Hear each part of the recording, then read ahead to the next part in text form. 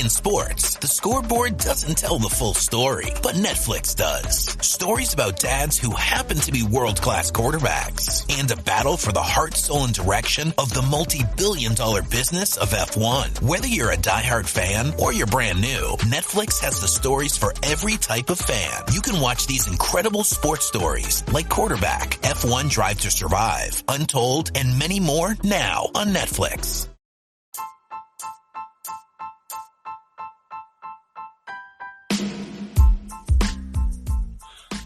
Welcome to the Scarlet Supporters Pembrokeshire podcast.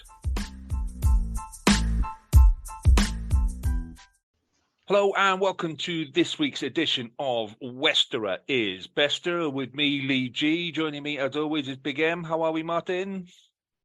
I'm good, mate. I'm good. How are you doing yourself?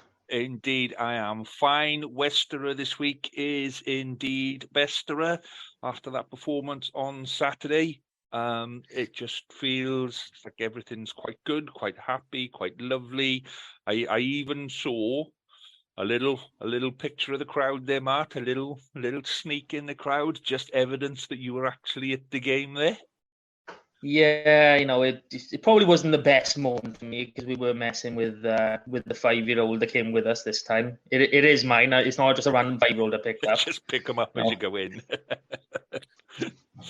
That's what you do, isn't it? It was a crack. It was a crack atmosphere down there. Brilliant experience. There was quite a few people in there supporting the Sharks as well. So it made it even that better. Where you got that little cheering banter going back and forth. So it was really, really good. Cool. And I saw on social media lots of stuff before the game, lots of stuff after the game in the Tanner Bar and stuff like that. So did you see any of that? Did you get involved in any of that? No, I because it weren't a late one. We have got the kids, so we don't tend to stick around afterwards unless it's like a 1 o'clock or even a 3 o'clock kickoff on a Saturday. So we weren't there for that, but I know they had a presentation in the Tarabank bar after the game for Sam Costello, who was won the Baz Lewis Breakthrough Player of the Year. Mm-hmm. So, well done, Costy. And we said at the start of the year, though, didn't we? We were talking about Costello when we did our pre-season stuff. We were saying how he needed to this year. He'd kind of been involved. He'd been on the outskirts. He'd come on as sub every now and again last year, and this year really needed to be his big season. And he's absolutely delivered, hasn't he? Outstanding. And if we take this year's block of fixtures from the 1st of January onwards, he has shown his attacking prowess. For a lot of them games, and we'd go to Saturday night, and his game management, his kicking was absolutely outstanding. Like, we already knew that he's a good goal kicker. He's got a good kicking game, but the standard he had to get to on Saturday was up a notch again, and he hit it. Yeah, and it's nice seeing him.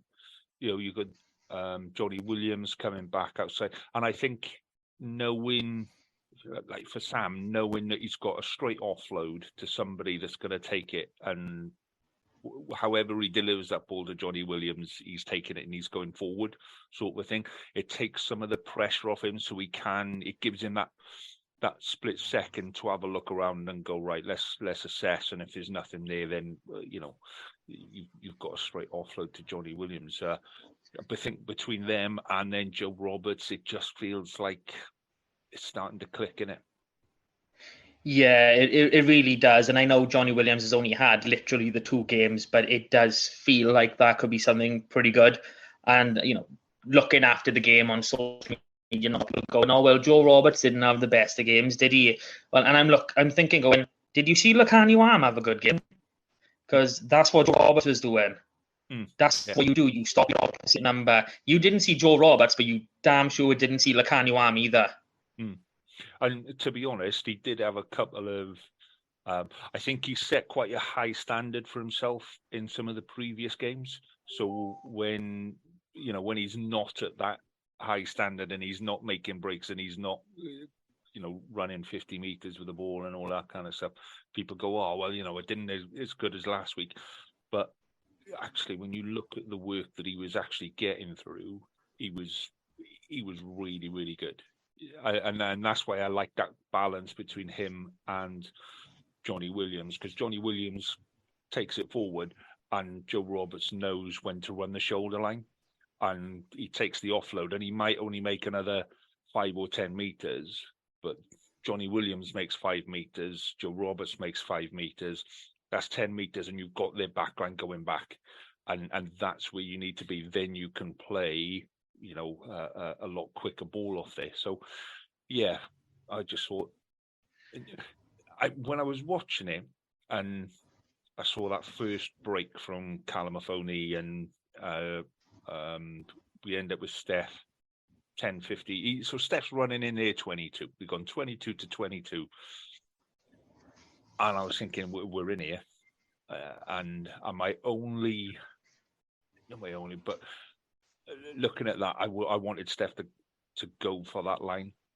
A bit more pace and a bit. I think 3 or 4 seasons ago, Steph would have been in there. And I think he would have been, don't get me wrong, he had a fantastic game. Yeah, Steph Evans, I'm not criticizing Steph Evans at all. It was a shame that he couldn't have finished that first one, because that would have been just superb. Yeah, I mean, I look at that break, and he doesn't have the legs to finish it. And I think that's what we've seen, a development in his game, especially more this season, that he knows what his limitations are and he is managing them really well. What we saw a few years ago, which is what I expected to happen, is he tends to kick a lot of ball and chase after himself. And watching it back, seeing the cover defense coming down with Gareth Davis on his inside, I thought he was going to kick ahead, and then either him or Cowdor were going to, hopefully get over the line. It was the 2v1 pass, and obviously it worked. We got forward, didn't end up right, but it was different to see from him, because I would have pegged him to kick that all day long. And I think that's just another development in his game, in the fact that he's not just thinking, "Oh, I'm going to try and score this for myself." He's always been that type of to give the soft passes, to work around. But when he is in space and he's not on his own, but he's more or less clear, he does tend to think for himself.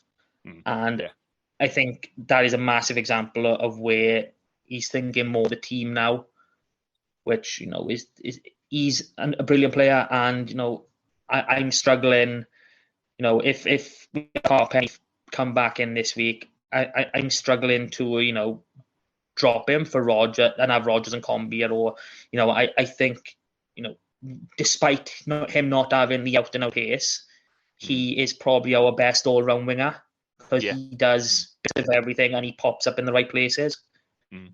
So the thing I'm most impressed with Steph, and this has been consistent now all through the season, his hair has improved. And there was an angle on Saturday where he looks like he's got grey hair. He looks like he's got a little bit of a silver tinge there coming, as the best of us do. I just thought... I think that was the dry shampoo. It was probably, it might have been a bit wet, and it might have been a reflection or whatever, But yeah, I'm glad he's come into his senses, and the hair.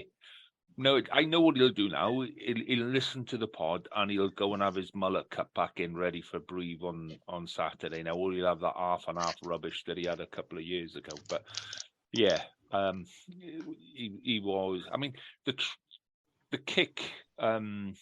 His first try, but the kick over where it was a lucky bounce, effectively, that foxed the fullback.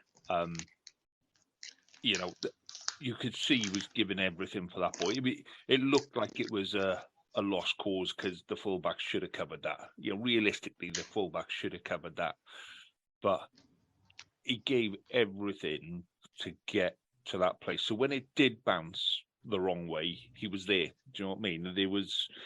It just kind of epitomizes the guy's effort. You know, he is going to chase down everything. He is going to give 100% for everything. So, and I was really chuffed that, you know, it bounced the right way for us, because we haven't had many of them. The first half of the season, say, nothing worked for us at all.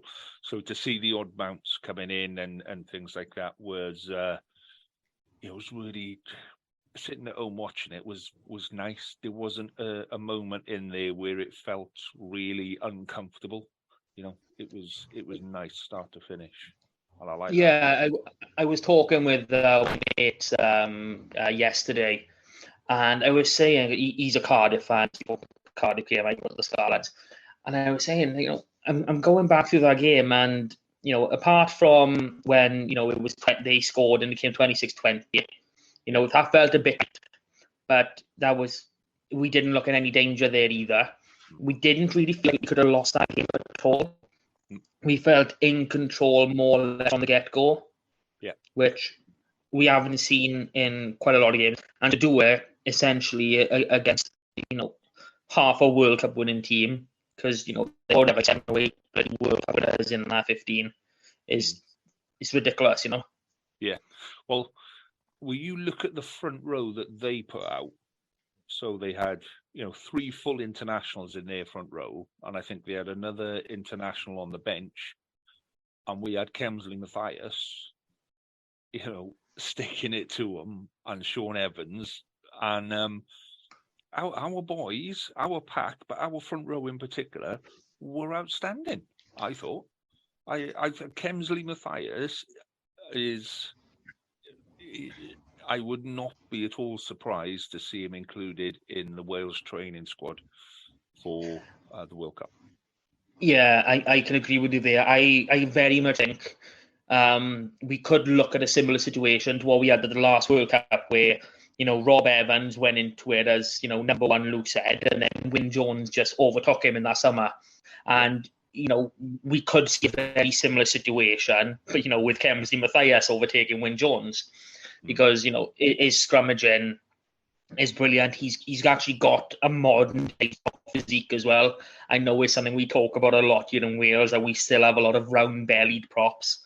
And he is that very, very wide, very top-heavy. He's got that physique there, and his work in the loose is brilliant as well. So his scrummaging is really good already, and it's only going to improve. His work in the loose is pretty top-notch. I mean, I think, you know, he could probably rival Carey in terms of his work in the loose. I think he will get there really, really quickly. Not quite at that level yet, but not far behind.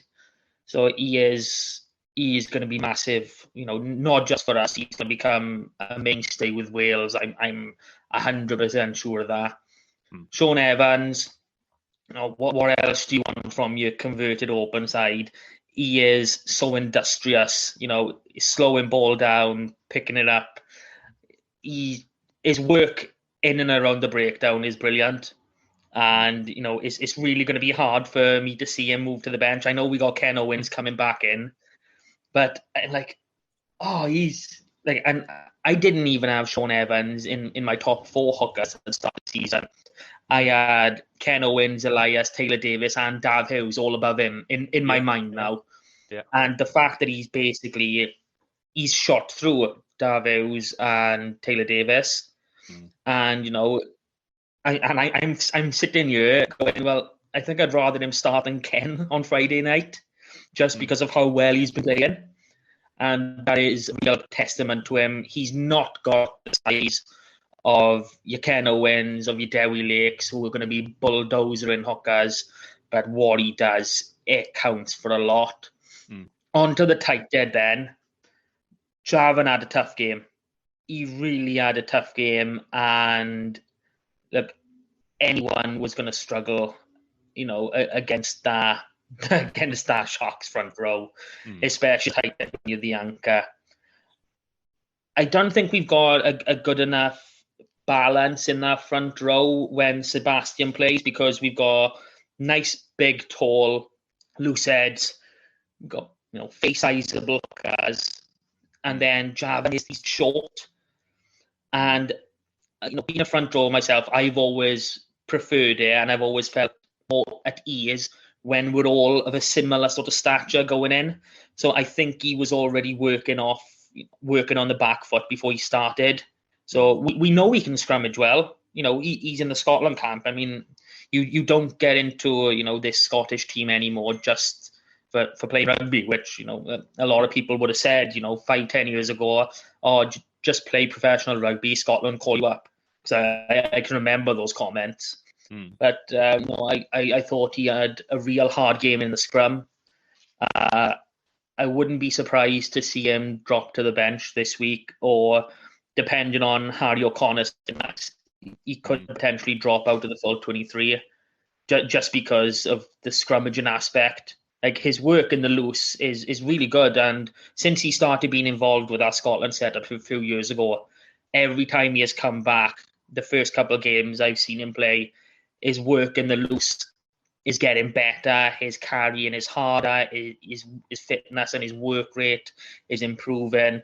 So he is a really good player all round. I just think that the scrummaging level of definitely Harry O'Connor, and Wainwright is still learning. I think their scrummaging is above his, so that's why I'd probably want one of them starting against Brive, because we know they're going to come with a big pack. The French side, they're always going to come with a big pack, and that's something we need to prepare for. So, going back to Saturday, then, anything there that concerns you, or anything that you kind of think we could have been a little bit sharper on, or was it, pretty much all top draw stuff? I don't think we tested them enough in attack. I really don't. And I say that looking at our first two scrums. And we made 2 line breaks, first phase line break, and we scored a try from our first 2 scrums. And I didn't see many sort of set plays, many strike attacks throughout that game when we were really in a position to do so. Like, I think we wasted quite a lot of our line-out ball. We didn't really try anything, which... Okay, it might have been the game plan because we're up against the Sharks and they've got lightning backs. And if, we mess up, they pick a ball up and then under the posts. So it's really is down to what the game plan was. And unfortunately, I'm not privy to that. You were not privy to that. We really can't see. But I would have liked to have seen more attacking intent, especially because we know how we have played over the last 3 months. We have been scoring tries and hitting teams back, making 9 breaks, beating defenders for fun. I think the bit for me is where they scored their tries. They scored both their tries through the forwards, through drives, and we repelled 2 or 3 of them. We held them out, and I was thinking, right, yeah, we got this sorted. And then whether they changed something or whether we changed something, and they just kind of drove through us, and it was a bit easy. But you compare that to where we were at the start of the season, where we weren't repelling the first 3 or 4 lineouts or the first 3 or 4 drives or whatever. So, there's a massive improvement there. But that would be if I was looking at that and I was Brive, I'd be going, right, we're attacking through the forwards. And the other bit that kind of worries me is Dan Davis going off. I thought Dan Davis had an amazing first 10 minutes. He was just everywhere. It's like particularly with him and McLeod, and we had this with Barkley and Cubby. Well, yeah, no? we were playing 2 sevens on the pitch. Sometimes you'd have Cubby and McLeod, and McLeod and Morgan, and now you've got Dan Davis and McLeod. 2 really strong sevens. And I think it's working really, really well for us because, particularly with Sean Evans in there as well, you've effectively got 3 open side flankers in the pack. And the amount of ball that, let's say, we're slowing up or we're turning over is really good. So seeing Dan Davis go off injured was a bit of a concern. I haven't seen an injury update. Have you seen any injury updates since? I haven't seen an update, but during the match, It was around the 60, 70-minute mark. I don't know if it was his sister or his missus or something, but she was in the section for me, and he walked over. He had a bit of a limp, but he walked over to speak to him. So, I'm hoping this is just going to be, precautionary more than anything else. Maybe miss the Brive game to be on the safe side, but then be fully back for a quarterfinal. Because I'm not even going to say if we are making the quarterfinal. Yeah, I think moving on to this weekend, I'm in the same place. I can't see how we wouldn't now. The way we've been playing, everything is clear. It's a shame it's come halfway through the season and not 2 weeks into the season, but I can't see us losing that Brive game, and that's the first time this year I've been, other than the very first game of the season against the Ospreys. I was super confident for that one. I thought that we were going to blow them away, but yeah, it's I can't see us losing that game. I genuinely can't. I think we're too strong up front. I think we're too fast behind. I think we're too fit around the park. And I think that the confidence is there. And then you bring back in people like Ken Owens, and you go, if you're Brive and at 60 minutes you're seeing Wyn Jones and Ken Owens coming on the pitch, you're going, I'm going to give up and go home now. Do you know what I mean? So, yeah, I think I can't see it going any other way other than a big win for us this weekend. No, the only way I can imagine anything going wrong is if, Brive go, look, we're bottom of the top 14. I'm looking at the fixtures, and I don't think they've lost their last 6 going back into January. I don't know if they've had a win this year yet. The only way they can really do anything is if they flip their mindset and go, look, our league season is over. The only chance we've got any sort of success, any sort of happiness and pride is if we try and target this. But even if they do that, I don't think they're going to be strong enough. I think, we have proven now we can take on a forward-oriented team and still come up trumps. Yeah, definitely. And I think where where Munster are concerned, because even with everything that happened, we still could have and should have won that game.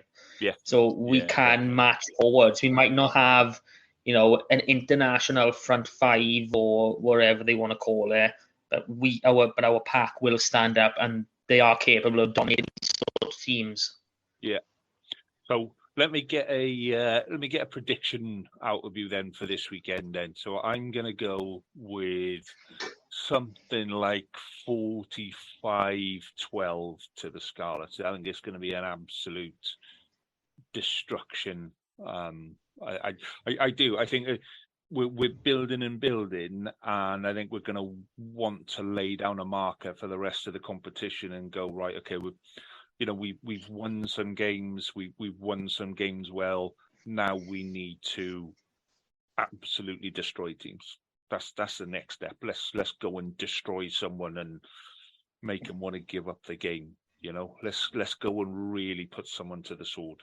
So that's my 45-12 is my one. Yeah, I've got 37-6 out of favour on my scorecard. And as I predicted 33-21 for this most recent game. I mean, 33-21, 32-20. That's not a bad guess. Probably the only one I've got even close this season. But I'm not taking the moral high road. I'm the best now. I got the gap perfect. I was only 2 single points off. I've stopped writing them down because I've been so far away with most of my predictions. I'm not even going to waste the ink. I'm just gonna, somebody will tell me if I got close. But right, okay. So let's have a little look at the community game then, mate. Let's start in the championship with Narberth. So Narberth were At home or away against Beth? I think they were away, weren't they? Away. Yeah. Yes. And they shocked me. They really shocked me. I mean, I saw this result and my jaw dropped a little bit. I mean, so what did you predict on that one then? Given how good you were at predicting the Scarlets, what did you predict for this game?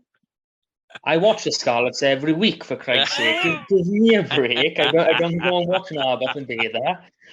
But no, I predicted Bather to come up trumps in this one, and boy, was I wrong, and how glad I am that I was wrong. I mean, 40 points to 20. You go to any away game and you come away with that result. That's outstanding. Yeah, and by all accounts, it was a confident win as well. It was. It wasn't a close run thing by any chalk. So Narberth now, can they put a bit of distance between themselves and Beve in the table? So I say that middle bit of the championship is really confusing. Narberth on 42 points, Ustrad on the one place above them on 48, Crosskeys above that on 53, and then Bedworth just below Narberth on 38. So there's still movement to be had, but top two, Pontypool and Neath, I think they're just a little bit too far away for everyone at the minute. But there's still some good games for Narberth to win between now and the end of the season. Starting with this Saturday, Cardiff Met in fourth. So what's your prediction on that one? Yeah, well, I've now. I mean, after that win, you can't not back them. Going away and getting a big 3-score win, and then returning home the next week and playing a team that you beat away early in the season. You've got to back them. You've got to back Narberth for this win. And like you said, this table looks confusing just because the different amounts of games have been played. I mean, you've got, like you said, from third and then down to Narberth in seventh. You've got 16 games, 20 games, 16 games, 15 games, 16 games. It is just you don't know who's coming from where. Yeah. But no, I am fully back in Narberth to do Cardiff on them. Well, the interesting thing this weekend is it's the university break. So universities break for Easter this Friday. So Cardiff Met on Sunday. I don't know how that kind of affects, the team, as in, is it a bit more of a relaxed kind of atmosphere? I don't know if players have gone home for the Easter break. I can't imagine they would, but yeah, it'll be interesting to see. I think Narberth can take them as well. I think Narberth are I think the positivity within the Narberth side is there now, and like you say, they do look like they're quite a distance away. They're 55 points to 42. But then there's 4 games difference in between them. So those 4 games could be, 20 points and they're 13 points difference. So, yeah, it's going to be interesting. But I'm going to back Narberth as well. I think their time is coming, my friend. Their time is coming. So let's have a little looky down the things. Who have we got next? So Division 1. Oh, do we want to start with Pembroke and Crymych? Well, it's a positive and a massive negative at the same time, so it might as well. Yeah. So we are top of the table. Are they still undefeated, Crymych? I think so. Let's have a little look at the table. Yeah, undefeated. Yeah. So top of the table, undefeated Crymych travel to bottom of the league, winless Pembroke. And, as always in these sort of stories, the underdog surprised everyone and lost 57-5. Yeah. It's not good. The surprise there is that Pembroke scored. Yeah, I just can't. I don't know where the win comes from now. Not that I thought that it was going to come from Crymych, but yeah, it's going to be a tough end of the season for Pembroke. Whitland got an absolute tonking against Newcastle Emlyn as well, 21 points to 70. Yeah, that's. I'm staying silent on that one. Yeah, and then Aberystwyth, our last one, other than Crymych, Aberystwyth lost 29-24 at Gowerton, and I thought Aberystwyth would have taken that one. I really did, but yeah, not to be. So the table at the minute, we got Crymych on top, Newcastle Emlyn in second, Llangwm now in third, and Llangwm got 2 games in hand on Crymych and Newcastle Emlyn and 5 points away. So yeah, could be, don't know. And then so we go Gowerton, Vellenboil, Gorsine, and Aberystwyth then in 7th, and then Whitland and Pembroke propping up the table. Pembroke on -4 points. -4. I mean, good Lord. Anyway, let's have a look at 2 West. Let's cheer ourselves up in 2 West. Do you want to run through the fixtures of 1 West? Yeah. Sorry, I didn't do fixtures, did I? Yeah. So, who have we got this weekend then? Go on, Well, we've got another sort of local derby with Aberystwyth hosting Pembroke. So, going to be another hard day for Pembroke. And unfortunately, like you said, you want to know where that win comes from. And, Pembroke are in 12th. You got Whitland and Pencloud immediately above them, but they've already played those games. Yeah. So and I can't see a win for Pembroke now this season. So this is going to be a comfortable victory for Aberystwyth, and probably an opportunity to try out some of the, younger boys, or even any youth players if they've got any who are ready to make the step up. Yeah. So it's going to be a tough end to the season for Pembroke. Next game though, Crymych at home to Llangwm. You got them at home, though? Crymych at home, yeah. I've got Crymych away. Yeah, they've swapped it on me. See. Letting yourself down there, Matt. Letting yourself down there, mate. I have. I really am myself down. Yeah, Crymych at home to Llangwm. Well, I see what I've done. Never mind. I've got the I've swapped them around. I've got the home fixture further down where it's meant to be away. Oops. But no, this is tasty. This is going to be a clash of the Titans. This is, this is what decide, and anyone can get to Crymych, anyone involved in, Pembrokeshire rugby who goes to these, your club every week, just maybe pop down to watch Crymych instead this week, because this is as good as it's going to get in terms of Pembrokeshire this season. This really is, it's not exactly first v second, but first, second, third is so tight. These, any one of these 3 can take it. And this game will go a long way in deciding who's going to do it. And, I do think that looking at results, the Llangwm are probably the stronger, but I'm going to back Crymych to do it on their own patch, and I'm going to back them to go all the way. You were about to get a massive boo from me then when you started saying how good Llangwm were. You were about to have a woo, Martin. But I think it's going to be a really close game as well. And I hope that Crymych come out on top of that one, because they deserve it. They do deserve it. Yeah. The only thing I do hope is that when everyone turns up to watch this match, that the Crymych boys are actually wearing their kit and not having another photo session. Yeah, you've seen it. Yeah, I want. Well, the missus wants a copy, so going to be digging around. I mean, that's got to be something worth mentioning. That is absolutely outstanding. What was it, like 30 odd grand they raised for a naked calendar? That's absolutely brilliant. They did it for Christmas, didn't they? It came out of Christmas. It's been fantastic. What I would say, if anyone is thinking of going and you haven't been to Crymych before, parking is an absolute nightmare. So get there early and don't be worried about stepping on people's toes. When the best place to park is actually at the leisure centre and then walk down. So, because it's not far. Anyway, so Whitland away to Llanelli Wanderers in the other game in this league. How are you calling that one, mate? Yeah, I'm going to have to give it to the Wands.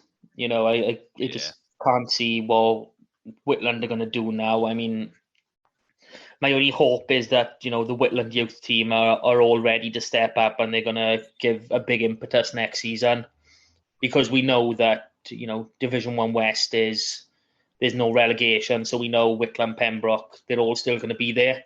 Yeah. So we just need to look on. I hope the teams are actually looking at, okay, we don't want to perform like this next year. We've got some Division 2 teams coming up. We at least want to be mid-table and then look to push on.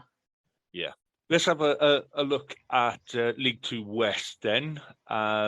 So results from last weekend. And on the top of the results page, I'm seeing that the Milford game against Buryport, that must be Thursday, has been postponed.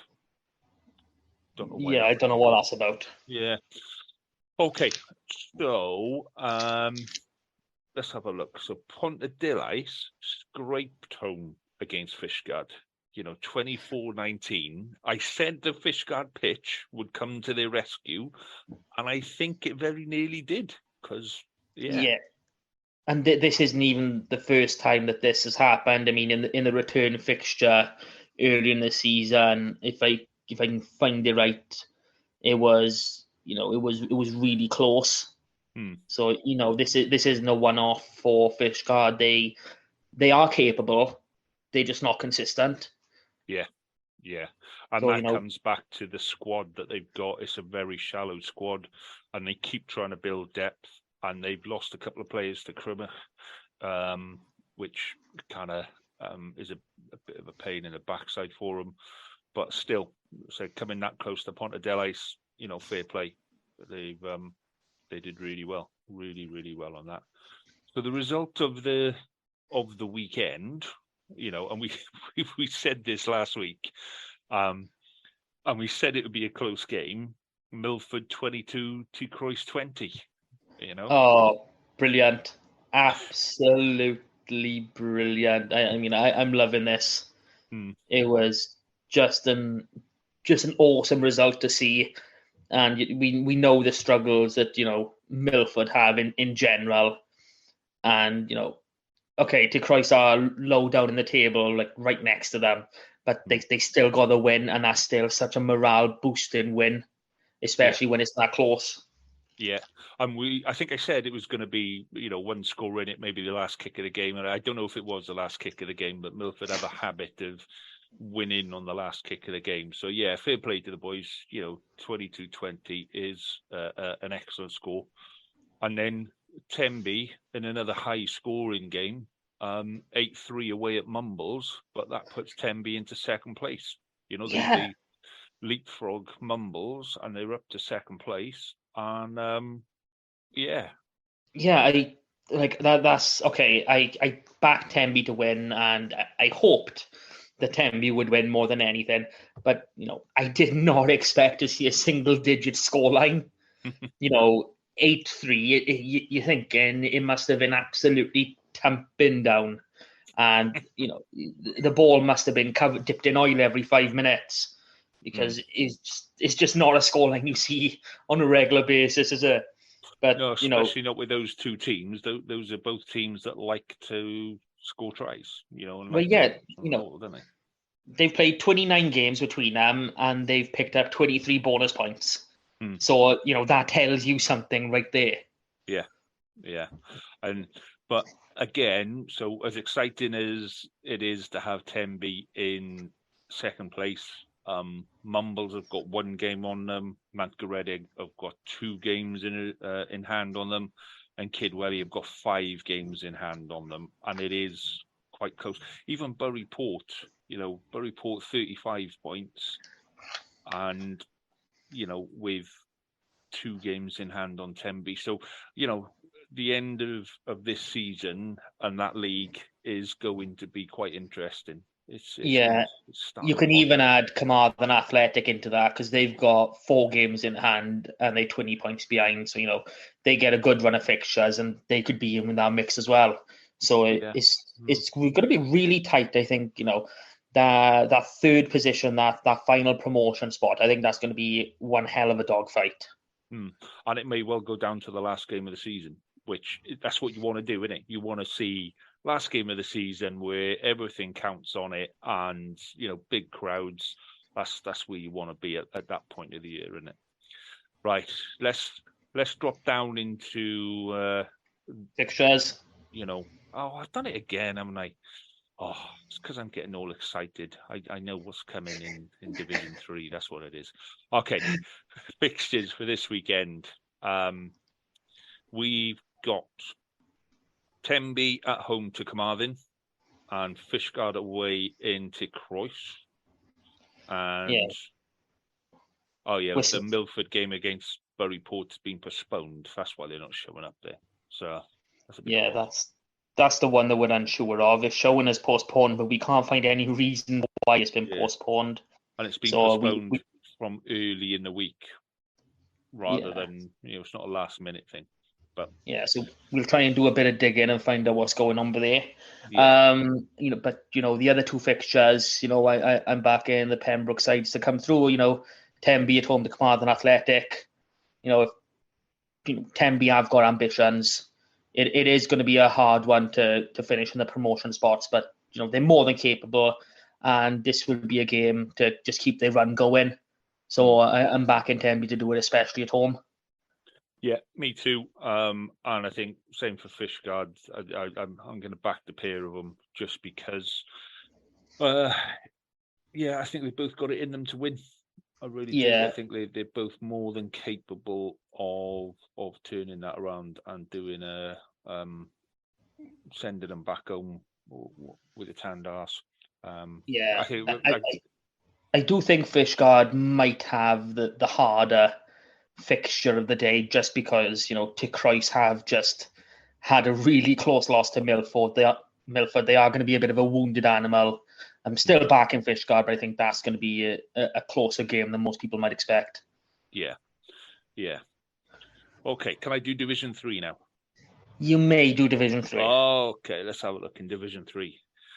So, results from last week. Again, the results page is showing Haverfordwest Pembroke Quins postponed for this weekend, and it's not showing the Quins and Nayland score for last weekend, which is a little bit odd. So I don't know if the Quins and Nayland game was postponed or what.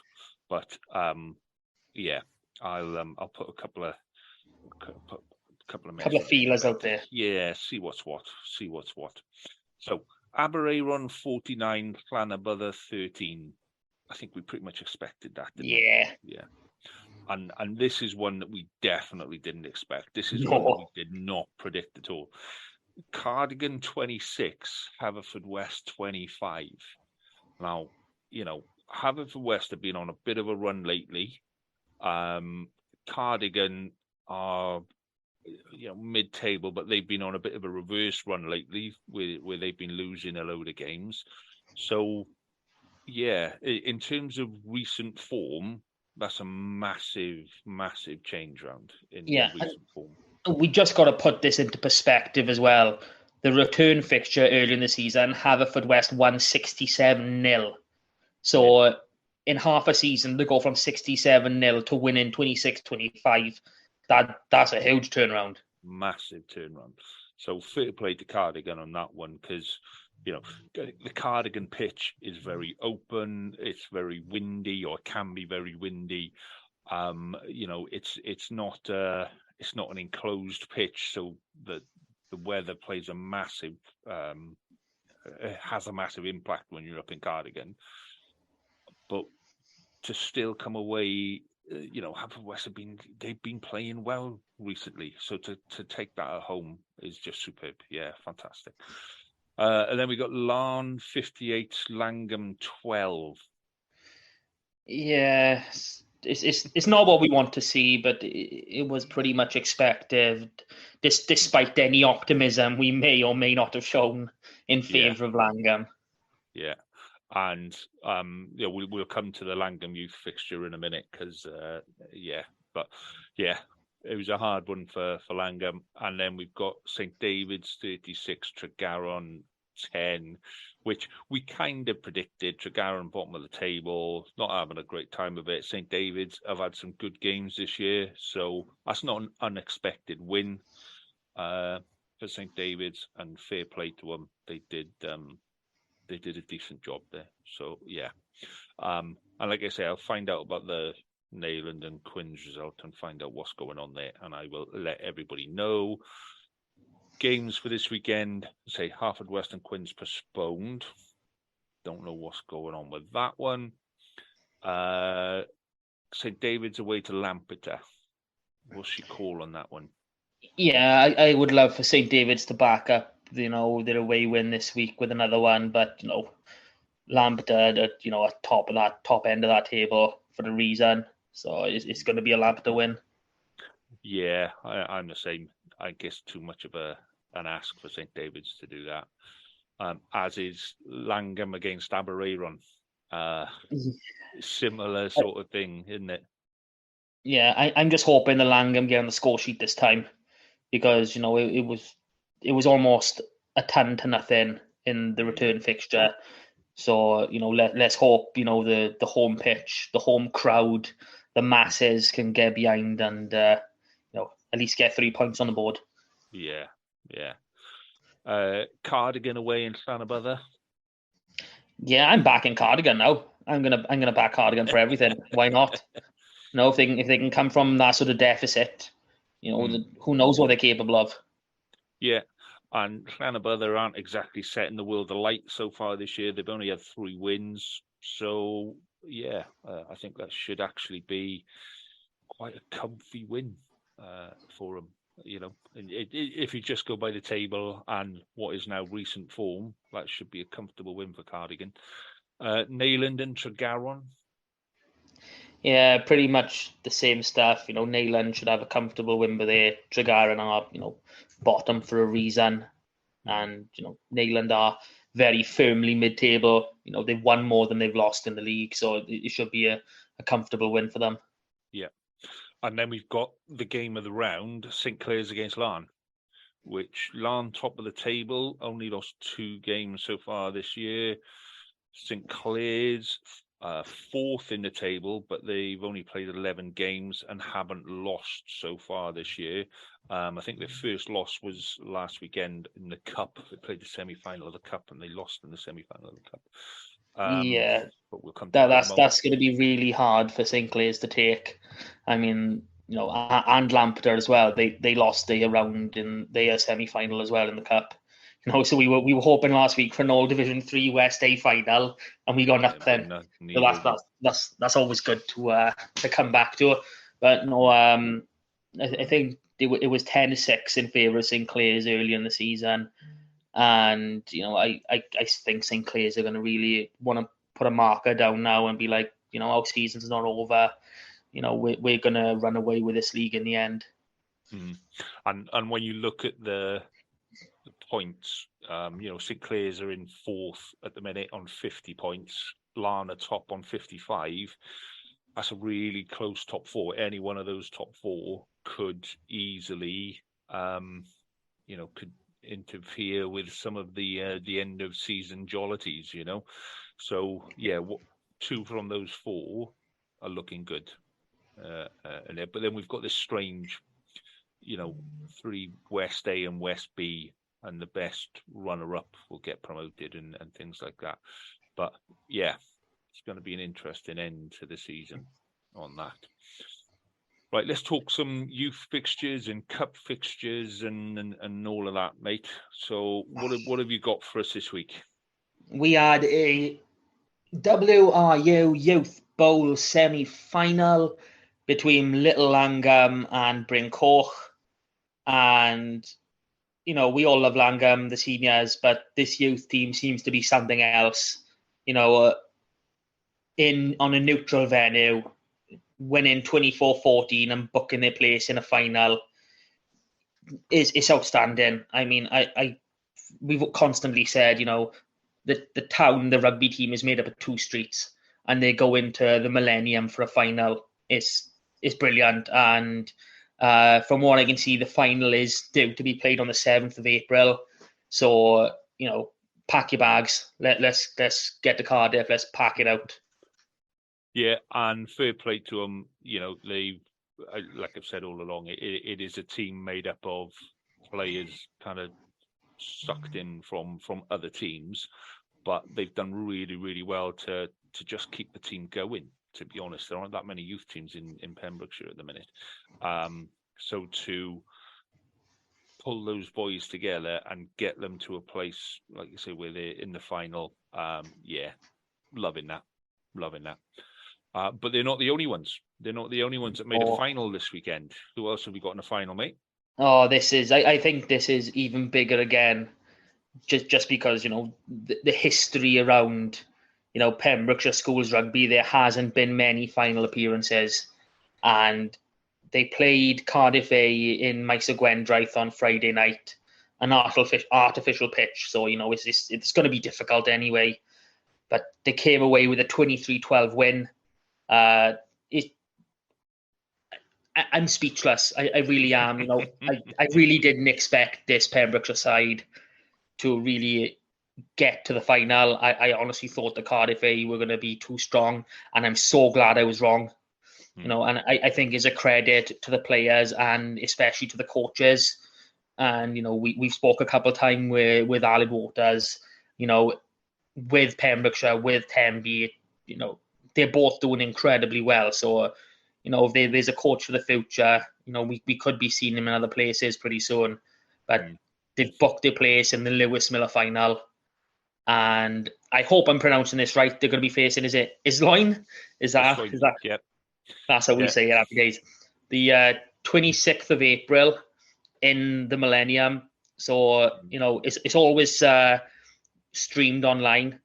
So if you can't get down for that, so it's always, one of them weeks in the Millennium where they've got just loads and loads of finals going on. So if you can get a ticket and you can get down, it's well worth going to, because it's such an experience being there. Yeah, and we're going to try and do a little bit of stuff with some of the boys before, maybe do a bit of a bonus pod before that final. Maybe even with Llangwm as well. Might be able to get hold of some of the Llangwm boys and just do some stuff with them. But we're going to make an effort, because, to come from this part of the world where you're always up against it in terms of facilities, in terms of, location, everything is a long drive, in terms of attitude of sometimes, our own attitude is our worst enemy. But in terms of everybody's attitude towards Pembrokeshire, we're kind of like, we're not really a rugby place and things like that. So for those boys to get to a place where they're actually demonstrating on the pitch, this is what Pembrokeshire can do, it is a massive, massive boost for them. I hope those boys stay in Pembrokeshire College. I hope they stay in Pembrokeshire College, and we have a good year for Pembrokeshire College next year. And fingers crossed. It's all looking good. Right. So we're pretty much done with the rugby side of it, Mark. So before, we're just going to let everyone know what's happening. We are expecting some big news, some massive news this evening. So what we're going to do is we're going to record a pod. We're going to record a bonus pod. And if the news comes through, then we'll put that bonus pod out straight away. And if it doesn't, then we'll bin it.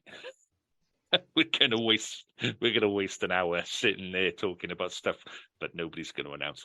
But so stay tuned, everyone, because if this does happen and if this news does come out,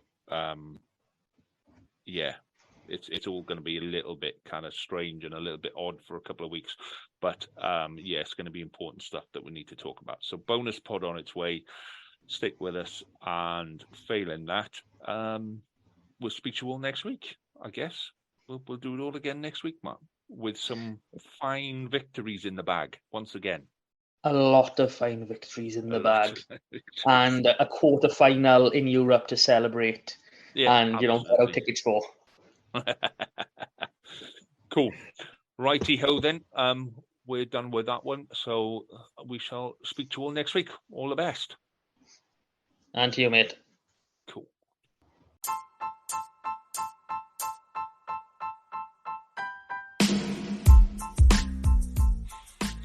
You have been listening to the Westerer is Besterer podcast from the Scarlet Supporters Pems team. You can follow us on Twitter on Scarlet Pems, find us on Facebook with Scarlet Supporters Pembrokeshire, or email us on scarletspems@gmail.com. And remember, West is best, but Westerer is Besterer. Cheers. Sports Social Podcast Network.